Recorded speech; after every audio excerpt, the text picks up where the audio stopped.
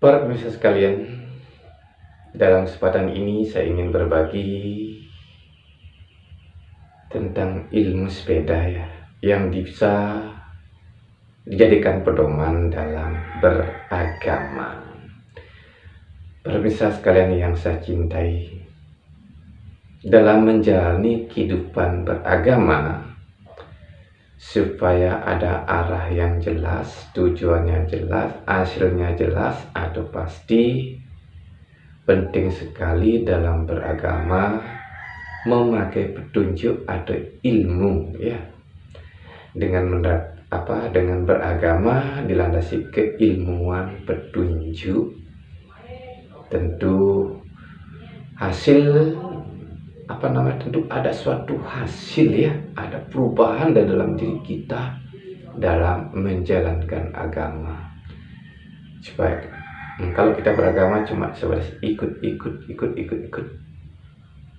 tanpa ilmunya diketahui dengan jelas, tentu bagaimana mungkin beragama seperti tidak ada apanya, tak ada artinya beragama, tak ada untungnya beragama. Tetapi kalau dengan ilmu sudah pasti ada hasil atau perubahan yang diperoleh dari menjalankan agama. Para pemirsa sekalian, beragama dengan ilmu sepeda saya yakin ada suatu perubahan. Tapi bagaimana kiranya ilmu sepeda itu? Inilah penting sudah ketahui dan saya akan sampaikan di sini. Para pemirsa sekalian, alat transformasi bukan transportasi yang pertama kali diciptakan manusia di Indonesia kita kenal dengan nama sepeda sepeda. Bila saya renungi, kata sepeda itu berasal dari bahasa Inggris, yaitu speed. Speed artinya kecepatan. Dalam hal ini kalau kita kaji, kalau kita renungi, kalau kita menggunakan alat transportasi yang kita sebut sepeda, tentu saja membuat laju kecepatan gerak fisik kita untuk berpergian ke sebuah tempat jadi lebih cepat, lebih laju gitu. Speed Nah, dari arti sepeda berasal dari kata speed, yaitu kecepatan. Sekiranya kalau beragama dengan menerapkan ilmu sepeda akan memungkinkan ada suatu kecepatan, laju kecepatan gerak fisik. Kecerdasan kita mungkin jadi lebih digenjot fisik juga. Yang gerakannya lamban, tidak gesit, menjadi lebih begitu Pemirsa sekalian, beragama dan berlandaskan ilmu sepeda, nilai filosofinya ditunjukkan. Pertama, itu dasar bilang dari kata speed, sepeda menjadi speed. Yang kedua, ada kepanjangan dari kata sepeda. Ini penting. Sepeda punya kepanjangan sembahyang penting, dasarnya agama Secara formal, secara nyata, orang dipandang beragama adalah bila mana dalam kesehariannya mereka mau melakukan sembahyang itu sembahyang. Saya dengan ilmu sepeda, saya kira sembahyang itu penting sekali sembahyang itu, karena dasar dari orang beragama, dasar agama lagi itu sembahyang. Kalau tidak sembahyang berarti tidak menjalankan agama Dan itu kalau kita memegang sepeda, pertama kali kalau kita ambil sepeda yang kita pegang kan setang. Sebagai pegangan setang punya kepanjangan sembahyang itu tanggung jawab. Jadi sebagai makhluk beragama, sekiranya di dalam diri seseorang akan berkira sembahyang itu merupakan tanggung jawab kok, dipertanggungjawabkan itu sembahyang. Sebab kita pribadi yang beragama dari itu, sedangkan sebagai pegangannya itu juga dapat dimaknai. Dapatlah sembahyang itu sebagai pegangan hidup bagi orang beragama, biar ada suatu perubahan ya, perubahan moral, perubahan kesadaran, perubahan gerak fisik, perubahan ini kecerdasan, biar ada suatu kemajuan dalam hidup. Gitu ya. Jadikan sembahyang sebagai pegangan hidup. Sembahyang tanggung jawab. Nah, setelah itu sehabis kita memegang stang ya, kemudian kaki kita mulai menginjak pedal. Nah, ini punya pesan juga yang utama ini. Inilah ilmunya di sini letaknya. Pedal penting dalam hati, yaitu rantai. Nah, ini rantai nih. Yang penting nih diketahui makna dari rantai. Untuk menggenjot ya, kalau kita naik sepeda kan rantai diputar. Untuk menggenjot, inilah yang buat ilmunya yang paling utama nih, yang buat gerakan kita jadi laju, dipercepat. Rantai itu rajin memutar tasbih, ingat Tuhan. Nah, ini ilmunya yang utama, yang buat laju gerakan fisik kita, kesadaran kita laju, kecerdasan kita juga laju. Rajin memutar tasbih, ingat Tuhan, ingat nama Tuhannya masing-masing sesuai keyakinan kita. Diputar terus tasbihnya kayak orang genjot. Tenaga kita loyo, sudah tidak ada semangat dalam hidup, supaya lebih gesit harus digenjot, diputar dengan kencang berkali-kali. Seperti kita menggenjot sepeda, motor sepeda, berkali-kali kita putar. Tidak cukup satu kali. Kalau satu kali tidak ada artinya. Harus tidak ada hentinya tiap hari. Ya, diputar sedemikian rupa sampai putar tasbih, ingat nama Tuhannya berulang-ulang. Ini yang utama, menggenjot kita punya gerakan fisik supaya jadi lebih laju, speed. Jadi ada kecepatan, gesit, lincah, energi, itu jadinya. Kalau kita menerapkan ilmunya ini yang utama. Dari itu, setelah kita mutar, supaya kita nyaman dalam perjalanan, kan kita harus duduk. Ada dudukannya sadel, yang disebut dengan sadel. Sadel punya pesan, sadar iling dengan kedudukan. Jadi supaya kita hidup di masyarakat nyaman-nyaman saja. Kemanapun kita bergerak, pergi, kita harus sadar dan iling dengan kedudukan kita sebagai apa di masyarakat. Sebagai masyarakat, sebagai bawahan, ingat kewajiban kita. Sadar iling dengan kedudukan kita. Bagaimana seharusnya supaya atasan senang, pemerintahan senang dengan kita, sehingga hidup kita nyaman. Kalau di sebagai buruh gitu, sadar iling dengan kedudukan kita sebagai buruh, berbuat yang baik, bekerja yang baik, sehingga bos senang ya. Sehingga kita jadi nyaman-nyaman saja dalam kehidupan ini, tidak ada suatu komplain gitu ya.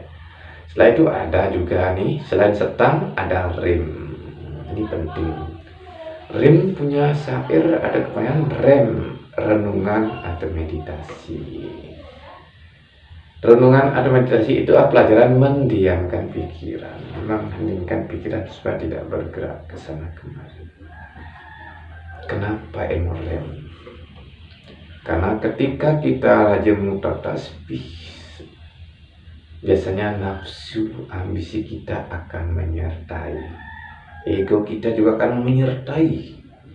Ini akan menggoda kita, memaksa kita laju terus, tidak, sehingga nalar akal budi, akal sehat kita tidak jalan. Karena supaya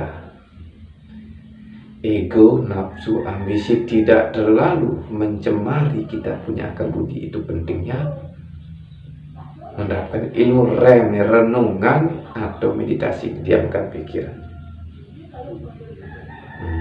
Di saat pikiran hening, diam, tidak bergerak kemana-mana, pikiran kita jernih, akal kita murni, sehingga kita bisa menimbang-nimbang antara benar dan salah. Jadi kita tidak terjerumus.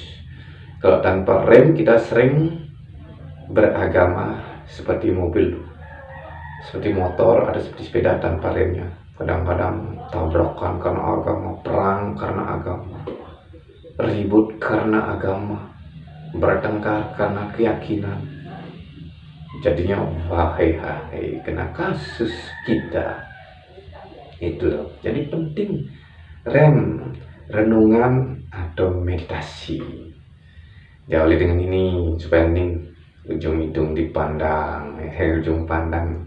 Nah, itu kendalikan pikiran, jangan dibiarkan lari-lari. Tuh pesan-pesan itu ilmu itu ya, renungan, meditasi. Kalau ajaran agama tidak mengajarkan meditasi, itu bagaikan sepeda yang tidak ada remnya. Maka agama yang tidak ada remnya, maka sering sekali terjadi benturan. Apalagi itu ada ambisi untuk menyebarkan agama, kok tanpa rem langsung main tabrak gitu aja. Ya, kalau yang ditabrak itu orang yang tidak benda seperti apa ya, seperti gabus ditabrak kan enggak apa. Tapi kalau barang batu ditabrak, benturan gitu ya, keras. Perang agama. Kalau sudah perang ini semua karena ego, ambisi, semua ngaku benar. Wah, super. Saya nomor 1, dia salah. Dia kafir, wajar dihancurkan. Wah, ini nafsu yang bicara, ambisi yang bicara, ego yang membenarkan. Ya. Para saya sekalian yang saya cintai, dan itu dalam sepeda kan ada roda. Nih, kalau tanpa roda susah juga walaupun ada genjot. Nah, roda itu roh di dalam dada. Hai. Perlu diketahui semuanya, roda kehidupan yang membuat kita bisa bergerak ke sana kemari adalah roh ya, dalam mengalir roda. Jadi kalau sudah ini melakukan japa, zikir berulang-ulang, dan itu meditasi hening, itu sudah masuk tataran spiritual ya, kerohanian gitu. Agama itu tidak lepas dari kerohanian. Karena seperti saya katakan tadi, sepeda itu bergerak sana kemari karena ada rodanya. Roda itu roh dalam dada kita, itu yang menggerakkan. Dan roh itu akan mau membantu kecepatan gerak fisik kita bila kita mau memutar tasbih. Ya. Rajin ingat Tuhan, rantai diputer. Nah gitu, supaya Anda kempes hidupnya, penting ilmu pompa, polos, mau melakukan pernapasan.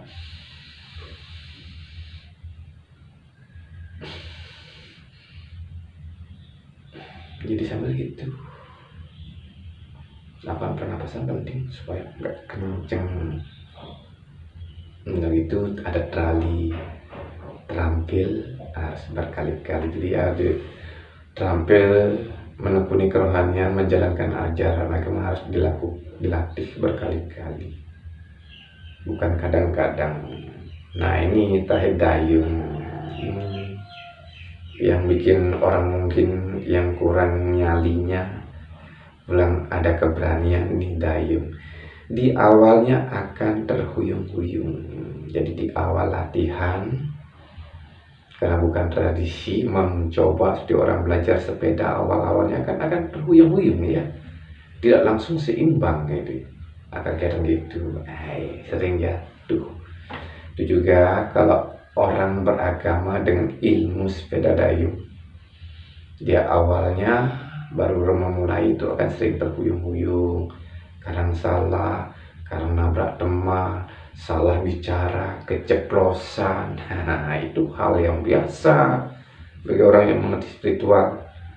Sementara bagi orang yang tidak mengerti ya sudah, wah percuma belajar agama, rajin sembahyang, rajin sholat, rajin meditasi, kelakuannya kayak gitu, omongannya nggak bisa jaga omongan. Nah itu, awalnya wong saya juga begitu. Tapi walaupun banyak salah, tetap saja ingat, lama-lama dah terbiasa jadi seimbang. Saya kira demikian dulu ide-ide tentang ilmu sepeda yang saya sampaikan. Mohon maaf kurang lebihnya. Dalam penyampaian mungkin banyak yang salah ya. Dan sudah pasti sebagai manusia yang tidak luput dari kekurangan tentu ada salahnya. Karena itu saya mohon maaf.